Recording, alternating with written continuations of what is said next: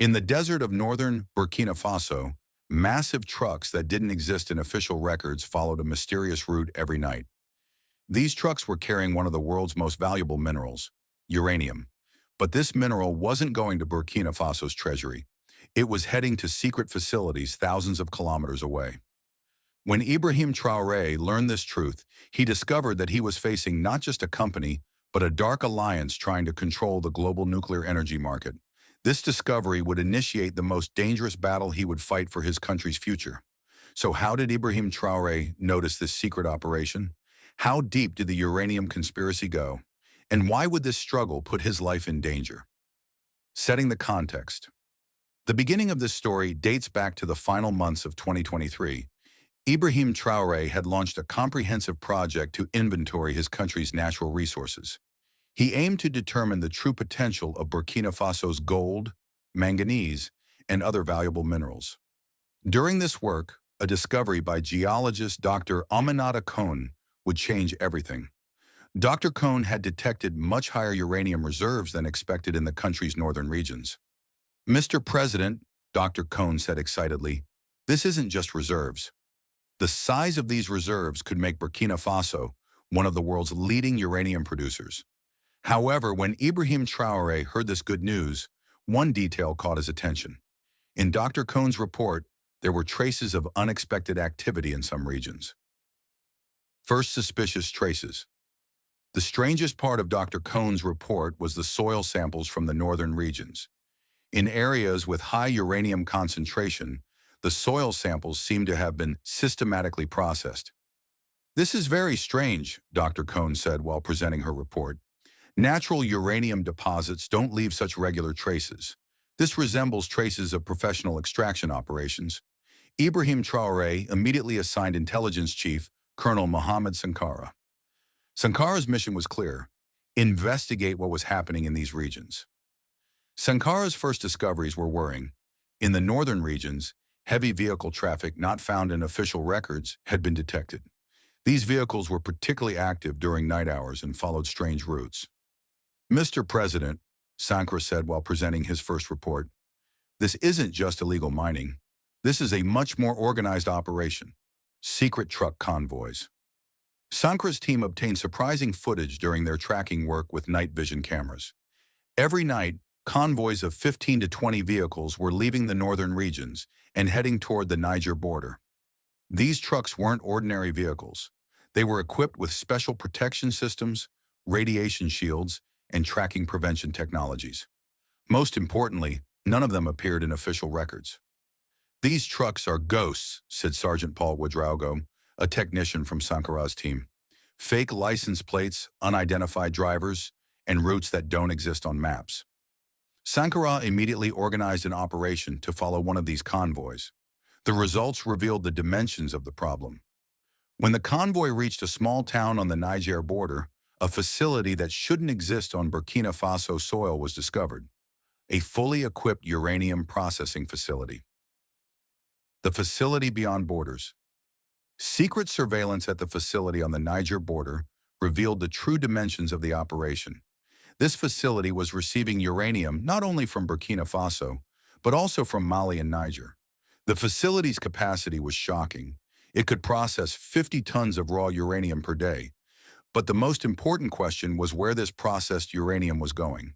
Sankara's team managed to track the facility's exit point as well.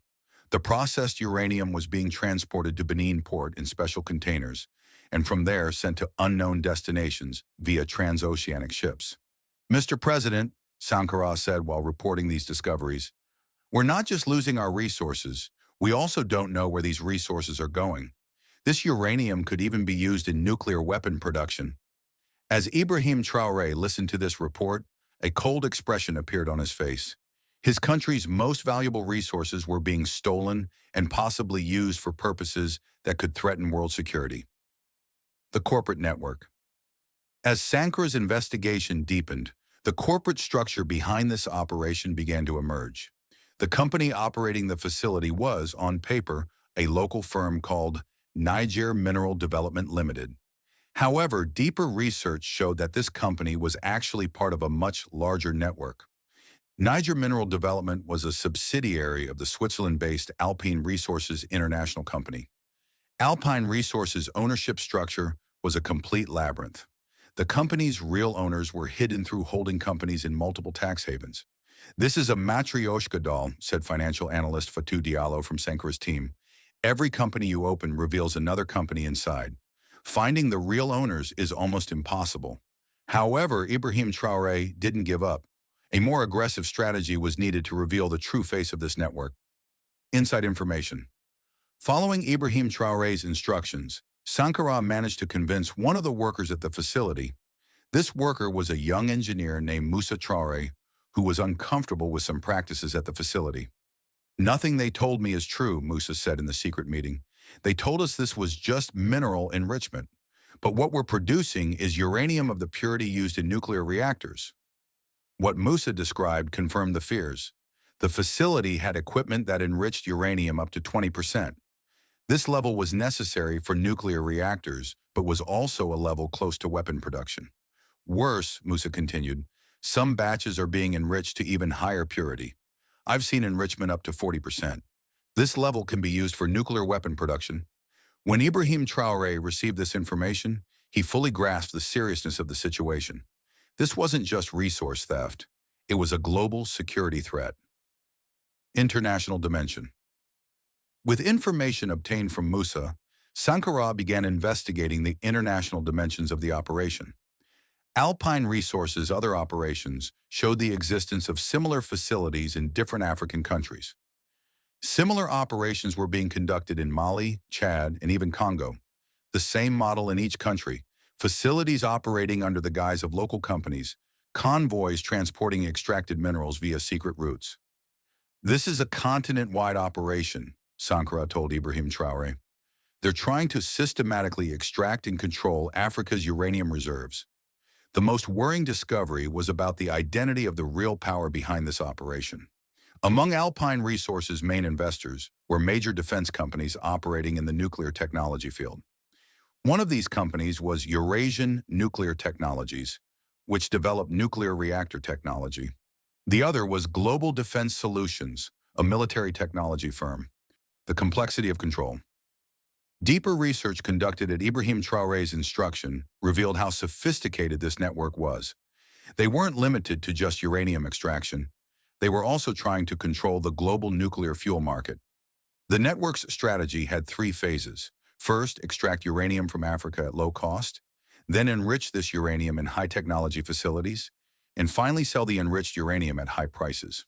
"This is a complete monopoly creation strategy," said Ibrahim Traoré's economic advisor, Dr. Alassane Ouattara. "They're stealing Africa's resources and then trying to sell these resources back to us at high prices." The most insidious part was that this operation appeared completely legal. All documents were in place. All licenses had been obtained. However, these documents had been obtained through corruption and manipulation. Discovery of local accomplices. Behind the smooth running of this operation was the presence of local accomplices. Sankara's investigation revealed that some high-ranking officials in Burkina Faso's mining ministry were part of this network. Mining Undersecretary Jean-Baptiste Ouedraogo was regularly meeting with Alpine Resources representatives. In these meetings, they discussed how to manipulate mining licenses and how to evade inspections. "Ouedraogo isn't just taking bribes," Sankara said. "He's actively part of the operation. According to him, Burkina Faso's uranium would stay in the ground anyway. At least this way it contributes to the economy." This logic had angered Ibrahim Traoré. The presence of officials trying to protect those stealing his country's resources showed how deep the system had penetrated. Operation Plan. In December 2023, Ibrahim Traoré made his final decision. This network must be completely exposed and stopped. However, this operation had to be very carefully planned because it had international dimensions. "If we only catch the local accomplices," he told Sankara, "the international network will continue its operations in other countries. We need to hit the entire system simultaneously." The plan had 4 phases. First, disable the facility in Niger, then arrest local accomplices. Third, collapse the financial network, and finally inform international public opinion. The operation's name, Clean Energy, raid on the facility. December 15th, 2023, 4 a.m. On Ibrahim Traoré's orders, a special team moved toward the Niger border. This team included forces from both Burkina Faso and Niger because Ibrahim Traoré had reached an agreement with Niger's new leaders on this matter. The raid on the facility revealed the true dimensions of the operation. The facility was conducting not only uranium enrichment, but also plutonium extraction. Mr. President, said nuclear expert Dr. Amadou Diarra, who participated in the raid, some materials produced at this facility can be directly used in nuclear weapon production. This is very dangerous. Documents seized at the facility showed that this operation carried not only commercial, but also strategic purposes. Enriched uranium was being sold not only to energy companies, but also to unidentified customers. Shocking documents. Among the documents found at the facility, the most shocking was the customer list. This list included not only companies developing nuclear technology, but also non-state actors whose identities were kept secret. Some shipments were made to a mysterious customer called Project X, said Dr. Diarra, examining the documents. This customer's identity is not specified anywhere. Even more worrying were the production plans found at the facility. These plans showed that 80% of uranium to be extracted from Africa in the next 5 years would be controlled by this network. If this plan materializes, Ibrahim Traoré said while examining the documents, Africa's nuclear future will be completely in the hands of others. Local arrests. Simultaneously with the raid on the facility, the operation to arrest local accomplices in Burkina Faso began.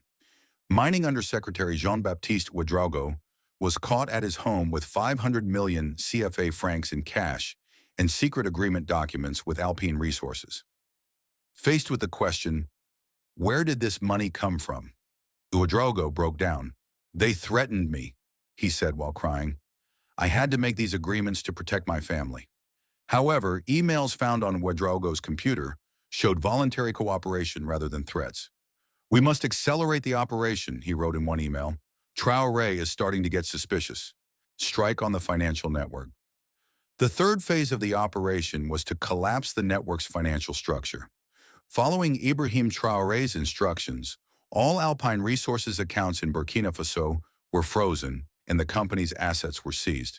At the same time, Ibrahim Traoré sent documents showing the network's financial transactions to international banking regulators. These documents were clear evidence of money laundering and tax evasion crimes. Within 24 hours, said Ibrahim Traoré's financial advisor, 60% of Alpine Resources accounts worldwide were frozen. This seriously disrupted their operations. Global announcement. On December 16th, 2023, Ibrahim Traoré addressed the world press. At the press conference, he revealed all details of the uranium conspiracy. We didn't just protect our resources, Ibrahim Traoré said. We also protected global nuclear security. If enriched uranium in this network's hands had fallen into wrong hands, the consequences would have been catastrophic. Ibrahim Traoré's statements created a shock effect in the international community. The International Atomic Energy Agency, IAEA, immediately established an investigation commission. International repercussions. Following Ibrahim Traoré's statements, Alpine Resources' activities came under scrutiny worldwide. The company's operations in Mali, Chad, and Congo were also halted. However, some powerful countries accused Ibrahim Traoré of undermining international trade. These reactions showed how powerful interests the network protected. As you can see, Ibrahim Traoré said in his second press conference, when we tell the truth, they blame us. This shows both how powerful they are and how afraid they are. Epilogue.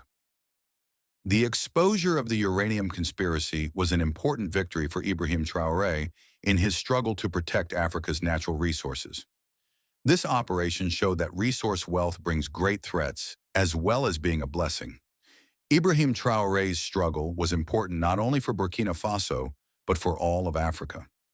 Countries' right to control their own resources is the foundation of true independence. The uranium conspiracy is over, Ibrahim Traoré said in his victory speech, but the struggle continues. We will continue to fight for every resource, every piece of our land, every right we have. The operation that began in northern Burkina Faso that night became a historic turning point in Africa's struggle to protect its resources.